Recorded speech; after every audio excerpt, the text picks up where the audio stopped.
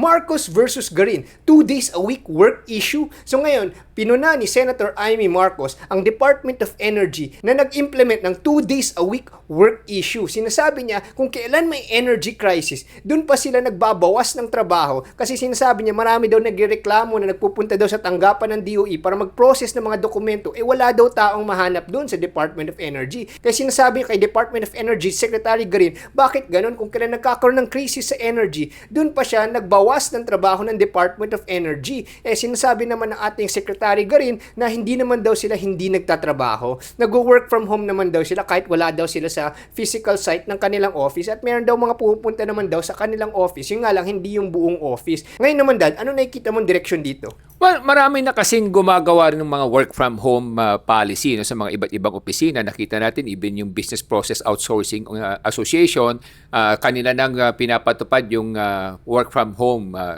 policy. No? Pero kasi meron din itong mga downside o mga tinatawag natin mga negative consequences, no? Kasi nga syempre like if you're a government agency, syempre ang isang mandato mo is tulungan, paglingkuran ang ating mga kababayan, no? So kasi pag sinabi mo Department of Energy, ano ba yung mga nasasaklawan niyan na mga responsibilidad, no? Una, syempre mga presyo ng langis, no? Presyo ng gasolina, di ba? Pangalawa, yung mga presyo ng kuryente, napakahalaga din doon. Pangatlo, yung mga gustong magtayo ng mga business about power generation, yung pagproduce ng kuryente o yung mga nag-a-apply ng permit para makapagpatayo ng mga bagong gas station, etc. So, marami rin kasi silang mga kumbaga tungkulin at responsibilidad. Kaya kung sasabihin mong 2 days work week lang, bagamat sabihin nila merong work from home silang trabaho naman, pero kasi iba yung kumbaga human dynamics, no? Kasi yung human interaction napakahalaga din no, sa trabaho, di ba? Kahit na sa mga meeting, nakikita naman natin, pag nag-Zoom meeting ka, effective din naman ang Zoom meeting. Pero ang problema doon kasi masyadong limited. Hindi na nagkakaroon ng tinatawag nating brainstorming session kasi nga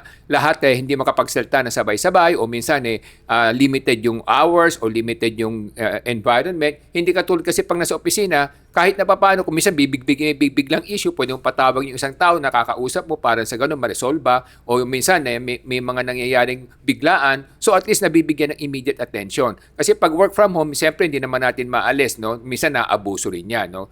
O bagamat tayo, no, nag-aaral tayo, lahat tayo, naging dean's list din naman, no? But nakita rin naman natin ang diferensya. Pag nasa dean's list ka, nag-a-absent ka, madalas kang absent, minsan nagkakaroon ng pagkukulang sa iyong mga kaalaman, no? Kahit na minsan tinitape recorder mo kasi iba yung dynamics ng human interaction na sinasabi natin. Saka pangalawa yung bonding, di ba? Kasi ang management ng mga organisasyon, kahit na sa trabaho, parang basketball yan eh. Kinakailangan lagi kayong nagkakakwentuhan, nagkakaalaman, may mga damdamin kayo. Parang sa ganun pa naglaro kayo, alam niyo yung chemistry. Alam niyo kung paano gumalaw kasi nga yung dynamics ng human being na kinakailangan may bonding, di ba? So pagkakulang nun, panay work from home at saka panay Zoom ang discussion, malilimita yung dynamics ng opisina at saka yung paglilingkod sa kapwa. Kahit na paano maapektuhan yung serbisyo. So sa akin, tama naman na magkaroon ng work from home policy, lalo na ngayon na ganitong mataas ang presyo ng gasolina, saka siyempre kinakailangan tulungan ng mga mamayan na makatipid kahit na paano sa mga pamasahe nila. Pero siguro wag naman 2 days work week. Parang nasobrahan, no? So sa akin parang nasobrahan 'yon. So yun lang naman ang mga issues dito na dapat siguro i-manage na kasi minsan pag may problema, talagang normal sa ating mga organisasyon na nagkakaroon ng overreaction, no? So dapat pag may ganitong suliranin, may ganitong krisis, tamang reaction lamang. Don't do it overly and don't do it under, no? Huwag ka naman mag-overreact, huwag ka rin mag-underreact. Yung tamang reaction lang. Yun lang naman ang aking mga suggestion dito. Ngayon, Dad, I understand na sinasabi mo na mas pabor ka na dapat work in office. And siguro there is valid criticism nga. Kasi, syempre, kung yung mga frontliner, let's say, yung mga cashier, yung mga greeters or administrative officer na dapat makipag-usap sa mga nag-a-apply sa DOE, for sure, may kailangan talagang work in office yan every day. Parang may nag-joke nga, may isang nag-a-apply sa Facebook, security guard daw siya. Sabi niya, gusto ko sana mag-work from home na security guard. Maraming syempre nagjo-joke, anong klaseng security guard yung work from home? So, kung may nangyari sa store, pupunta daw yung may kasalanan dun sa bahay ng security guard. So, pati nurse, pati doctor, these are jobs na kailangan talaga physical. Kailangan andun sila, present, because they have to interact with a human being. Pero Dad, I disagree na some jobs can be done work from home and are actually sometimes better nga for traffic, for employee wellness na work from home. For example, may mga jobs na very basic or let's say complicated but like IT, legal, accounting, finance, some of these may mga key performance indicators naman sila. For example, legal teams, as long as they're filing cases, as long as they're filling up the forms and then going to court, syempre, I'm not saying every day sila work from home, pero I think the best solution is for everyone, for every office, is some kind of hybrid work from home setup. Some employees go to work every day. Some employees, yung mga may roles na can be done from home, let's say IT, cybersecurity, most of the time, hindi naman sila kailangan pumunta doon. They don't have to go to the office. There's no meetings naman every day talaga. Kasi I also have friends who are working for mga multinational corporations. Yung mga head office nila sa US or sa Germany. So, pati dito sa Pilipinas, they have sometimes 3 days work week or 3 days work from home. Tapos 2 days going to the office. Tapos siguro once or twice a year, pinapalipad sila sa Germany or sa US para sa mga actual mga scrimmage meetings or mga performance meetings and everything para sa mga project implementation. Pero even when they work from home, kunwari, they're in marketing, they're in IT, they're in finance, they're able to do now their key performance indicators, they're delivering. So it can work for multinational companies. Understandably, I believe that there are some roles that it can work sa mga government agencies.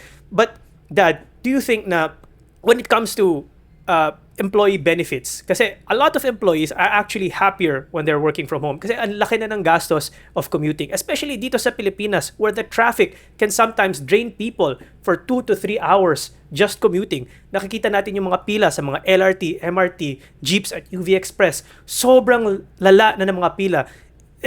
Syempre, for people with cars, they don't get to experience it. They don't have to wait in the sun. Syempre, for these people, when they're waiting in line, early in the morning and late at night, napapawisan sila, napapagod sila, plus may gastos pa sila. They barely get to spend time with their families because of that. Pagod sila. And I think it also lessens productivity for a lot of people. So if we can move more employees, not just government, but also private, for those jobs that are not necessary to go to office, that can do their own performance and submit their requirements to make sure that the office is running in harmony or they're submitting their output properly. If we can lessen the traffic for the LRT, MRT, public transportation, and prevent people from having lower productivity, then I think that's a win naman. I'm not sure kung sa DOE, considering may mga complaints na walang tao doon, siguro that means there is a problem. That means hindi properly implemented ang hybrid work from home setup nila kung talagang wala nang nagtatrabaho mismo sa office. So, Dad, do you think that the trade-offs are worth it with that? Well, sa akin kasi, as I said, no, I'm not totally against it. But what I'm just saying is sometimes you should not react don't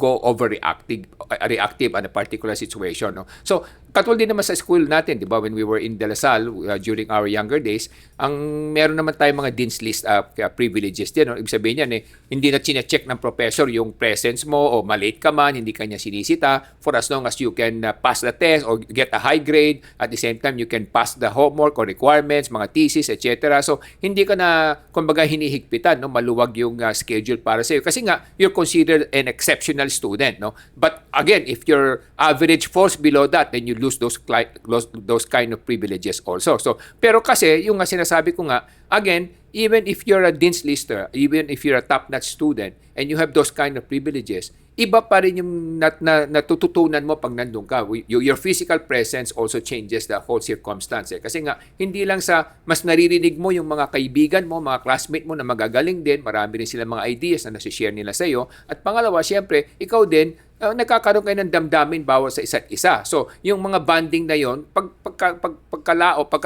pagkalipas ng ibang taon, kayo pa rin yung mga magkakaibigan, nagkikita kayo sa mga iba't ibang hanap buhay. So, nagkakatulungan kayo kasi may relasyon. So, yun ang mga issues na sinasabi ko, yung human dynamics lang kasi ang iniisip natin. Saka siyempre, yung brainstorming session, yung sinasabi natin, yung improvement, no? Innovative ideas, creative ideas. Normally, it comes when you interact with different kinds of people. But again, as I've said, hindi naman ako totally against na magkaroon ng parang hybrid work from home schedule or policy. But it's just that don't overdo it. No? Kasi kung sinasabi mong 2 days lang, medyo na-over na yon. No? Siguro sa akin, yung 4 days work week is acceptable. No? But still, eventually, it has to go back to 5 days work week. But eventually, as we said, no? As you said, na ang problema kasi yung mga transport system natin, may problema, ang haba ng pila, kawawa yung mga kababayan natin, na lalo yung mga nagko-commute, no, public transportation. That's why ang role ng gobyerno is make sure na talagang ma-improve yung transport system natin. Yun ang number one role ng gobyerno natin. Kaya nga tayo may gobyerno,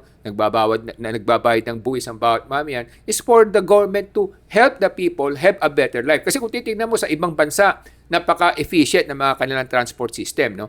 You go to Japan, you go to Singapore, even Hong Kong, napaka-efficient ng transport system nila. So yun ang dapat nating ma-improve para sa ganun hindi mahirapan yung mga kababayan natin. Speaking of work from home, ang isa sa mga data points na nakita ko dito is from all over the world nga bumalik sila from work from home to regular working system is that bumaba daw yung productivity ng mga workers pag nasa home sila kasi marami mga distractions, yung sinasabi lalo sa Amerika, no? Pag nasa bahay daw yung mga tao, ang daming distractions, yung mga anak nila, may mga kamag-anak sila, or kung sino-sino nang gugulo sa kanila, and yung kanilang productivity and mental focus and concentration, nababawasan.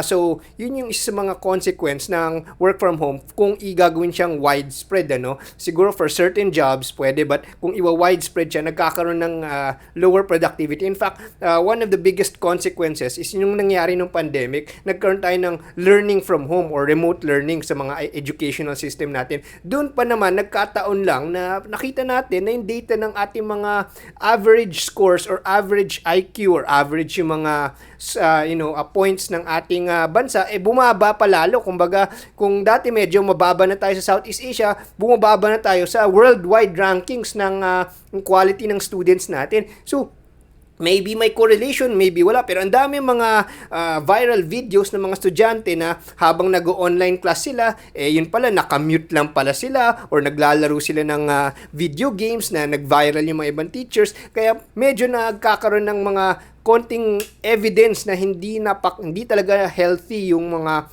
remote learning or remote work setup. Kaya maybe certain contract-based work, yun medyo naniniwala ako kasi contract-based, may target, may timeline to finish. So, tatapusin nyo like design or programming, you finish your work, then you submit it. Pero kung isa siyang parang continuing management or continuing process, parang nangyayari sa ating gobyerno, syempre marami mga pinoprocess, they are the powers that be. So syempre they have to attend to all the country's needs. Syempre parang mas mahirap naman i-work from home yun for my perspective. Kasi parang work from home para sa akin, more of private sector yan kasi more of targets accomplished. Pero sa gobyerno, it's not about targets accomplished na nakikita ko dito is how to serve the public in the best way they can. And para sa akin, kung public ang pinag-uusapan, syempre, nagbayad tayo ng tax. Dapat we should get the best public service we can. Of course, it's up to them kung ano yung nakikita nilang mga departments na pwedeng i-work from home at yung mga departments talaga na hindi pwedeng i-work from home, like those processing documents of the public, siguro yun yung hindi pwede. Yung management side siguro medyo flexible pa yun kasi hindi sila kailangan on the field everyday. Yun yung nakikita ko lang on a personal basis. Kaya mga kabayan, kami sa Ilocano Defenders Party List, naniniwala kami na pag may edukasyon, mas maintindihan ninyo kung ano yung mga nangyayari sa ating lipunan at kung ano yung mga dapat para sa ating lipunan at ano yung mga dapat nating iudyok sa ating mga namamahala sa gobyerno para sa edukasyon. Ako si Morgan Say, ang yung coach ng bayan. Mga kababayan, gusto namin na gumanda ang mga trabaho at mga kinabukasan ng bawat Pilipino. At para gumanda ang mga trabaho ng Pilipino, kailangan itaas ang antas ng edukasyon dito sa Pilipinas. Kaya ang layunin ng Ilocano Defenders Party List ay itaas ang edukasyon sa Pilipinas para gumanda ang kinabukasan ng bawat Pilipino. Ako po ay si Solomon Say, ang yung kuya ng bayan. Mga minamahal kong kababayan, sa bawat krisis, dapat matuto tayong maging mahinahon at matuto tayong maging maagap kung ano yung mga tamang pamamaraan at tamang mga hakbang na gagawin para sa ganon, mas magkaroon tayo ng mas masaganang kinabukasan at mas matiwasay na hanap buhay sa ating hinaharap. Ako po si Michael Say, ang inyong dad ng bayan.